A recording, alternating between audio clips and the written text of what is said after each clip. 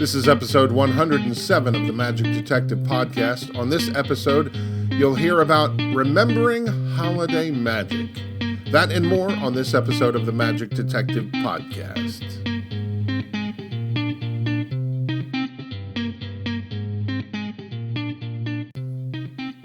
Hello and welcome to the Magic Detective Podcast, your podcast home for magic history. I'm your host, Dean Carnegie. I am the Magic Detective, and this is episode 107.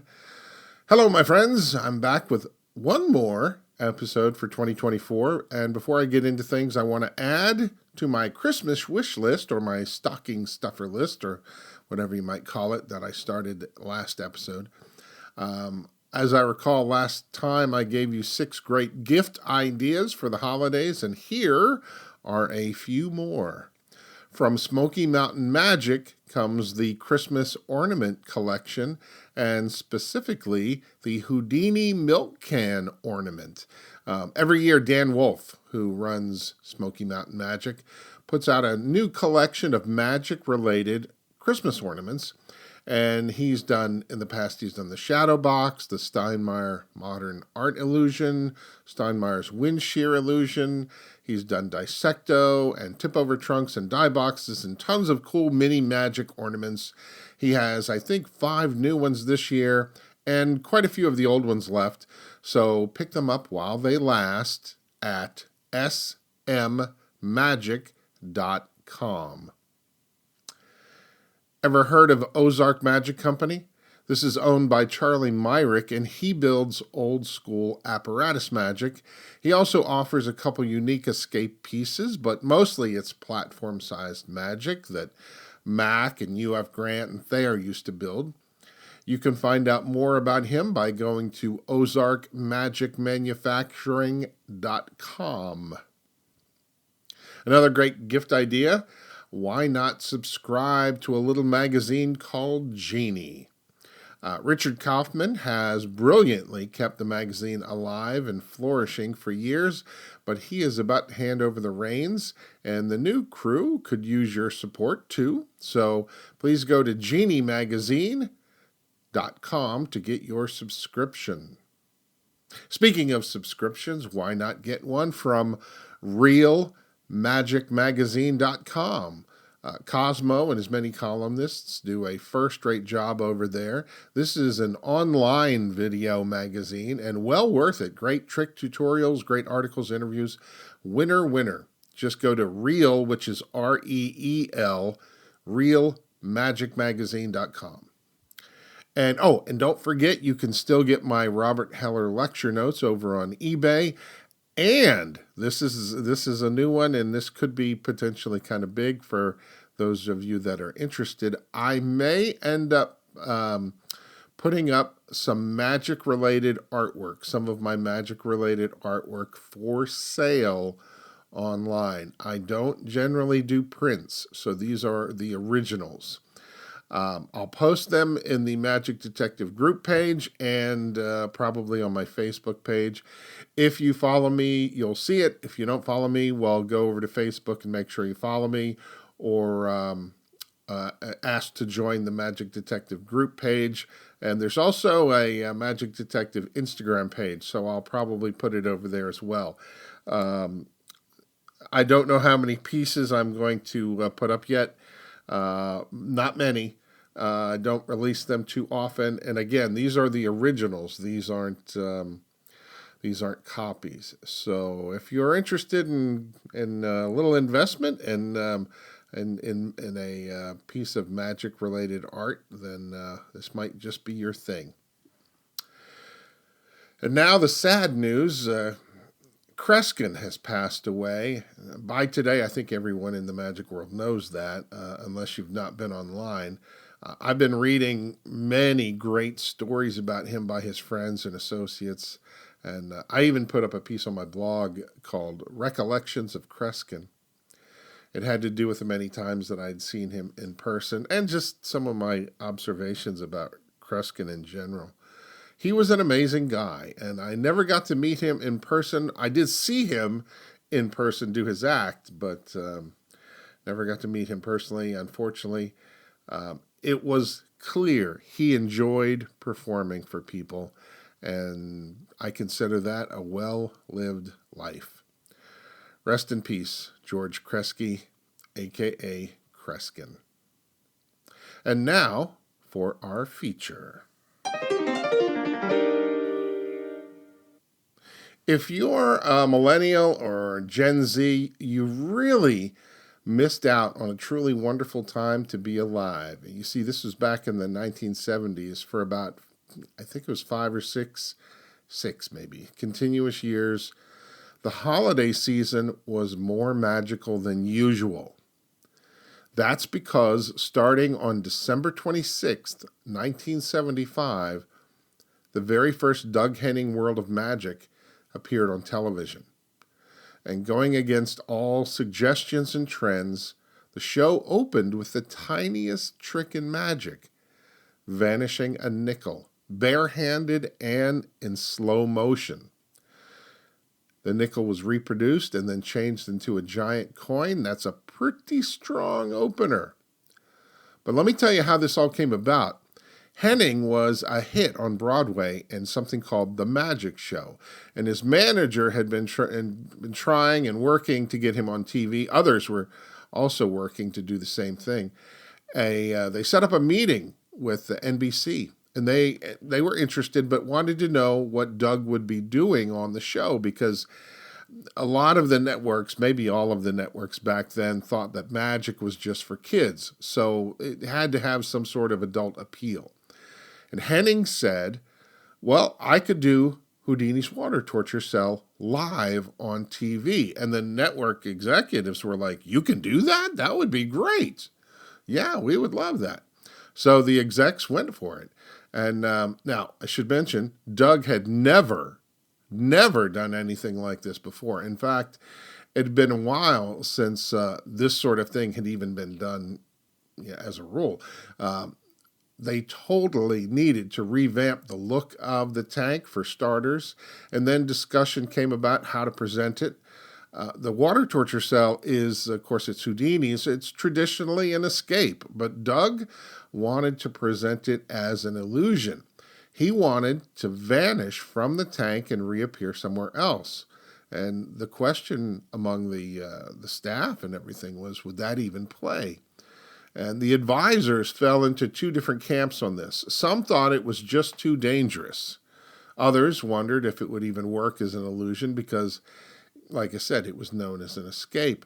And then there was Doug's family and girlfriend who thought he was crazy to even attempt such a thing. You see, Doug Henning had a history of lung issues, and they feared it would just be too dangerous for him to attempt. But oddly, Doug Henning, who was not an escape artist, was having none of it. He was determined to do the water torture cell, and he spent 6 months preparing for it. Every precaution was made in order for him to rehearse and get used to the tank, let alone do the actual illusion. He put in the work, and he faced the danger. Now, from the book Spellbound by John Harrison, we learned that Bill Schmelk had talked to Russell Swan about the whole thing, and Swan had a completely different idea. His concept was to actually have Doug Henning fail in his attempt, and he'd then be taken away on a stretcher as the credits rolled. And then, 2 weeks later, come back and try it again, and this time succeed. And it sounds like a brilliant idea, but Doug chose to stand by his initial concept of doing it as an illusion, and it made history, magic history, and certainly made television history. Here's a comment you might enjoy. This comes from Neil Foster in the New Tops magazine. He had this to say, quote, Henning is indeed of the new school of theater and magic. In his Broadway hit show, he dresses the part he portrays. For nearly 2 years, he has created his own image, his own style of dress. And on the TV specials, he was not playing the same character. However, he really does dress in his own style, the Doug Henning style. Unlike past masters of our art who dressed mainly in men's formal attire, this young man is appearing in the now. His dress and manner are fresh and new. It fits him so well. He breathes a fresh life into magic, and much credit is due him for his part in the boom that magic enjoys today, unquote. The entire special was very fresh for the time. The set alone was something quite psychedelic, and I don't think I've ever seen anything quite as wild since. The stage floor had a strange checkerboard pattern that itself kind of looked like a distorted illusion.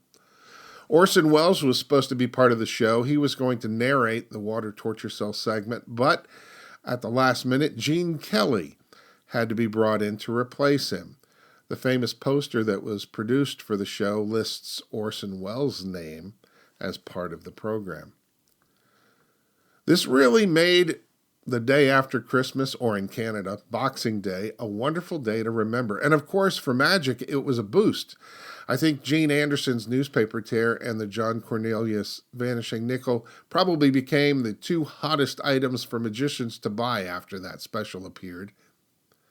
But let's fast forward to December 23rd, 1976, 1 year into the future, and this time 2 days before Christmas. And Doug is back with his second and what would be, for a time, annual World of Magic TV specials on NBC. Oh, and if I didn't mention this before, Doug's specials would be broadcast live in front of a live audience. No camera tricks, no video manipulation. They were so worried about that back then. And think of what can be done today with AI. We can't tell what's real or fake. But precautions were made in the 70s so people would know that what they were watching was really happening in real time. And kind of funny if you think about it. No camera tricks, but there are plenty of other tricks. The second special opens with one of the biggest names in television at the time, Michael Landon. He's giving the opening remarks, and then Doug comes out on an elephant, riding an elephant, and 15 seconds later, he makes this monster vanish on live TV. Good night. Mic drop. I'm only going to point out one other effect on this special, and for good reason. It's because Doug created a sensation with this particular effect, and it became hugely popular in the world of magic after this. But he also fooled every single person watching it, because his method was different than what you thought it was. What am I talking about? Well, let me backtrack. Poking a balloon with a spike, a pencil, a pen, a needle had been in the world of magic for many years using many different methods, some more elaborate than others. The latest method of the time, a very long needle and clear balloon, was actually adapted from a method that was introduced in the New Phoenix magazine from 1954. It was an advancement, though, and this is what Henning appeared to be using on his TV special. However, and this is the part that fooled everyone, me included, go watch the video on YouTube. Watch how Henning pushes the needle through the balloon. If you're a magician, you'll know exactly what I'm referring to.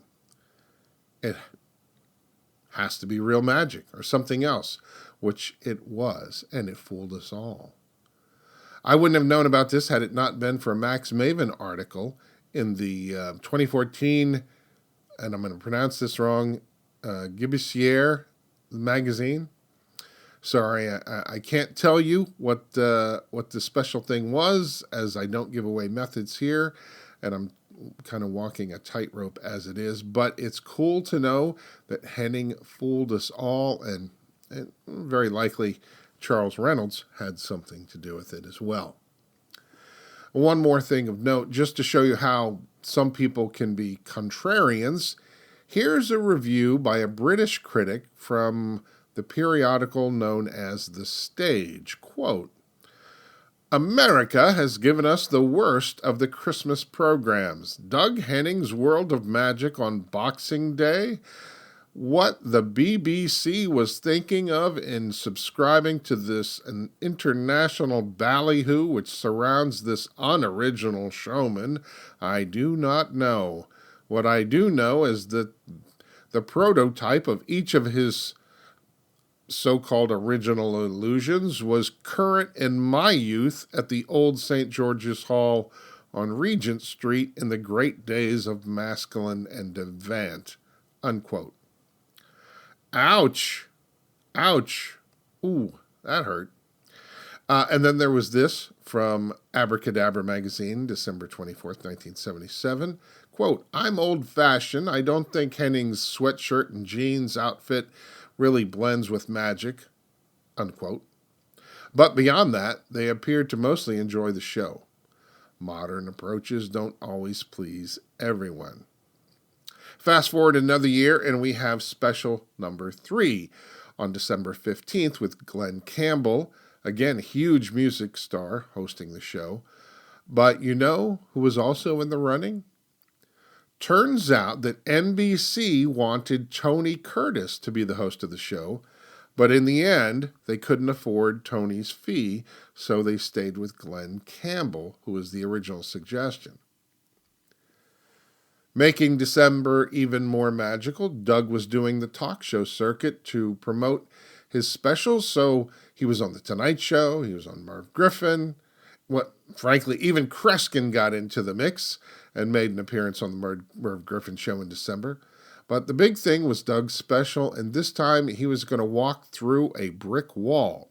Now, these TV specials always used some sort of hook, something big to draw in viewers. But for the audience, this is my opinion, I think once they started watching, they were kind of invested. And they got treated things that the live studio audience missed. For example, they're using handheld cameras in many instances. So Doug, during his close segments, takes out a piece of cigarette paper about the size of a business card. The handheld camera zooms in very close. This image fills the TV screens. All you see is Doug's hands and the paper. Slowly, he tears the paper into 4 pieces. His fingers are spread wide. The entire time, the 4 pieces are pressed together, and when unfolded, are miraculously restored. And I believe this was a Nate Leipzig gem. But on TV, and with the handheld camera really coming close, it's a beautiful mystery. I think the live audience probably didn't get to see that. They saw it from a distance, and they missed all the detail that we got to see. Now, it was such a great trick that very soon on the Tales of Doug Henning, a young guy named David Copperfield would take the very same trick but change it from cigarette paper and instead use tissue paper, and he made it into a tissue paper heart and used that to tear and restore, and thus added an emotional element to the mystery as well. And something I think we forget about these specials was that more than half of the magic was Doug Henning himself. He was likable, friendly, he had an energetic personality, he drew you into what he was doing and made you want to watch. And you might have heard me say this before, but as good as he was on TV, he was 100 times better in person. It's hard to believe, but true. Now, I've mentioned some of the small magic a couple times now, but it's really the big mysteries that take center stage. Doug is a brilliant illusionist, and with his magic consultant Charles Reynolds and his clever illusion builder Johnny Gaughan, they make the best illusion presentations of the time. Clever, visual, eye-popping mysteries that defy explanation. Now, I recently saw a video on YouTube of some so-called authority on magic saying illusions don't fool anyone anymore. Any school child could figure them out. Well, moron. I use that term in a friendly connotation. You couldn't be more wrong. Illusions well presented still fool people. This philosophy was prevalent before Doug Henning entered this stage. It's prevalent while he was on stage. It's prevalent today. But the truth is, good illusions worked then. They worked before then. They still work today. And now, for more magical holiday stuff, we come to December 14th, 1978, Doug's 4th special. Keep in mind, again, he would be hitting the talk show circuit to promote the special. And then on the 14th, on live TV, he is seen holding a tiny treasure trunk. It's set down on a tabletop and it's covered for a brief moment. And when uncovered, a huge trunk is there, and inside pops Brooke Shields. Now, this was a creation of Johnny Gone, the workings of which are frankly diabolical. In fact, it's one of those things that's so clever, it's almost more fun to watch how it works than see the actual trick. But don't ask me how it's done. That's not my place. I think this was the first special that had some mishaps that were actually caught on live TV. Seems to me that one trick didn't work right. I think that was some sort of gong effect.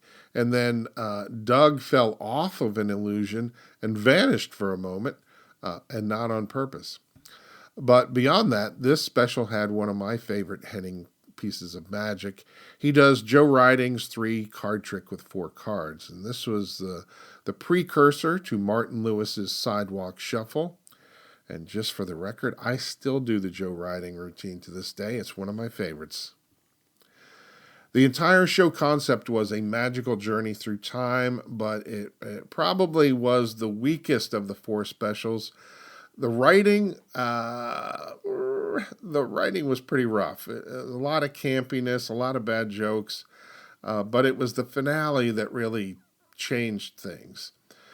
From the audience perspective, they saw Doug tied or chained to some sort of high platform, and then he was covered. And then 4 tigers, yes, live tigers, would come out and eventually rip down the area where Doug had been, and then Doug, well, he had vanished, and then he would reappear inside of a sphinx-like sculpture. That part was amazing. It really was. But behind the scenes, it was a nightmare. The tigers actually had gotten loose when they were being moved from their cages. Turns out they ate a bunch of the animals that were later going to be used in the show. And then they got loose in the NBC offices. Of course, watching from home, you wouldn't know any of this was happening, but it really caused a problem for Doug. So I believe after this, his specials were no longer live. They were still taped in front of a live audience, but they weren't presented on the air live. So let's see. We come to December 1979. Doug's back on the air. Not for his own special, though. Instead, he would be a guest on the Crystal Gayle Christmas special. For this, Doug would present his shadow box illusion, making Crystal Gayle appear from the box. Crystal Gayle, by the way, was a popular country music star. They would walk over to the side of the stage and present Doug's version of the floating ball. And from there, they would do the world's biggest genie tube with Crystal, transforming her into a younger version of herself. And there are 2 other illusions that are presented, but I encourage you to go check out the video. I'm going to try and put a link in the show description so you can see it for yourself, because the entire segment is available online. And now, the last time we'd see Doug during the holidays would be December 1980, when Doug Henning would appear for a long segment on the Osmond Family TV show. And I have to say, this is not my favorite clip of Doug. He is surrounded by very little children, and the children are forced to clap and cheer, and frankly, it's a bit much. The magic is strong. It's just kind of the circumstances he's put into just don't make me feel good. But, I think Doug was probably impressed by the facility, because a few months later, he would go on to tape his next special at the Osmond Studios and include Marie Osmond as one of his guests. And that special was in 1980, 1981, I guess 1981. That was one of my favorites. There's some really incredible magic in that special, but it was, I think, I forget when that I had it written down. It was later in the year. It wasn't in December. Sorry. After the mistakes of the 1978 special, Doug continued to do TV specials, but they were no longer presented live. Like I said, they were done in front of a live audience, and the air dates were moved from December. Oh, here we go, to February. And the very last special he did, I think his very last special appeared in November. But for a brief 5 years, December on TV was filled with magic. Years later, in the 1990s, producer Gary Willett would do a similar thing by producing several TV specials on NBC the night before Thanksgiving. These were the world's greatest magic specials, and according to IMDb, these also ran for 5 years, and for some reason, I only thought there were 3 of them, so there were 5. I'm going to have to check out my videotapes. It was a while ago. I know Gary did other magic specials as well, like Champions of Magic and Melinda, First Lady of Magic, and he even produced a David Copperfield special. And I want to say he produced some of Louis D'Amato's specials, or at least he was heavily involved in Louis's career. The director for the World's Greatest Magic Specials was Kent Weed, who has another connection to magic, and that is when he executive produced the Sci-Fi Channel TV series Wizard Wars, which I believe was the kind of the precursor to what we know today as Penn and Teller Fool Us. And that, my friends, is just kind of a bit of a remembrance of when the holidays were even more magical than normal. I hope you enjoyed this. Is this the final podcast for 2024? I said that last time. Am I going to squeeze out one more? I don't know. Maybe it's going to be the last one for the year. And if it is, thank you, by the way, for listening. Thank you for being an avid listener of the podcast. I truly, truly appreciate it from the bottom of my heart. My name is Dean Carnegie. I am the Magic Detective. Please be well. Stay safe. Have a wonderful holiday. And we'll see you in 2025.